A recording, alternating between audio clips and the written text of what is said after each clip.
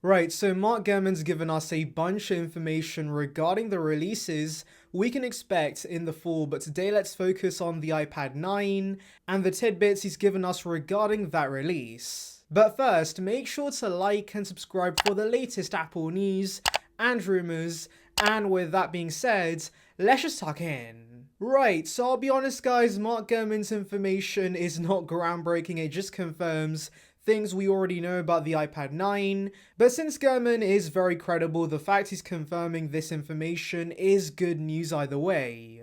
So Gurman actually sums up the iPad 9 in one sentence, and that is, it's gonna be slimmer and faster, and it's gonna be for students.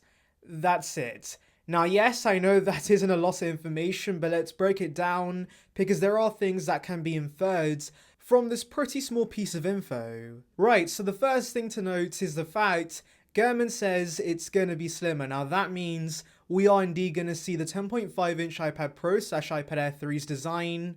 Now you may be wondering why I think this, and that's because the iPad 8 right now is 7.5mm thick, and the 10.5-inch iPad Air 3 was 6.1mm. So yeah, the fact Gurman specifically says it's gonna be slimmer does make me think that Apple is gonna go ahead and give us the 10.5-inch form factor with the budget iPad. But of course, you may be wondering why it's a lot thinner, and that's because, and I'm pretty excited about this, it's gonna get a laminated display at last. So yes, the budget iPad is finally becoming modern, and this alone is going to be a massive upgrade in my opinion. Now yes, I know some of you guys might point out that a non-laminated display is much easier to repair, which is very true, but do remember that 99% of products nowadays use laminated displays, and so I think it's time that Apple moves on, because while it is harder to repair, the display itself is going to be so much nicer without that display gap.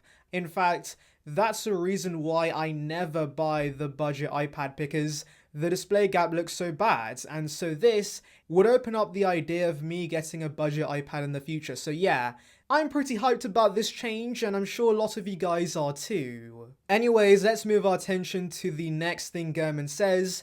He says the iPad 9 is going to be faster, and this might be confirming that we're going to see the A13 SoC in the iPad 9. Now initially this might not make a ton of sense, because the budget iPad has an upgrade cycle. We have a design year that has no chip refresh, and then a year with the same design but a new chip. And so of course, since we know the iPad 9 is going to get the new design, that means the chip shouldn't change, right? Well, the iPad 9 is going to be an exception to this rule because of a key reason, and that is, if this comes with the A12, it would be identical to the iPad Air 3, and Apple won't release the same iPads again. There needs to be some sort of difference, and so giving the iPad 9 the A13 would fix that. I mean, I can't think of the last time Apple released one product under two different names. It would be so confusing, and so yes, I'm pretty confident Apple is going to give us the A13 SoC in the iPad 9. And by the way, I believe 9to5Mac also confirmed this a few weeks ago, so yes,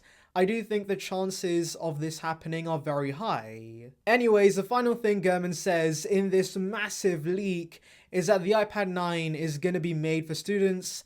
Now this is not surprising news, because the budget iPad is very cheap, students don't have a ton of money, and so of course they get the budget iPads. It just makes sense. But anyways, it could be possible Gurman is suggesting a cheaper price for the iPad 9, maybe a larger discount for students, or maybe a discount on the regular price, which brings the student pricing down. It's very possible, because we have got leaks about the iPad 9 being $300, which would be tremendous value, and of course, if it's $300 for regular consumers, that means it could be $250 with the student discount, which would be an absolutely amazing deal. So yeah, I would love to see that happen. Fingers crossed that does end up being the case. Now, I do want to quickly touch on the release of the iPad 9, because I have said in the past the budget iPads should launch in September, because it has in the past, but there have been new leaks that could suggest that Apple's going to have an October event for the new iPads and MacBook Pro, and so maybe we could see the iPad 9 launch in October instead of September, so keep that in mind. Things can change but we should definitely see a new budget iPad launch by the end of this year. Anyways, tell me in the comments below, are you excited for the iPad 9? Anyways, thank you for watching. Make sure to like and subscribe for the latest Apple news and rumors. Check out the video in the card above on details regarding the iPhone Fold. And on that note, I'll see you guys in the next one. See ya, peeps.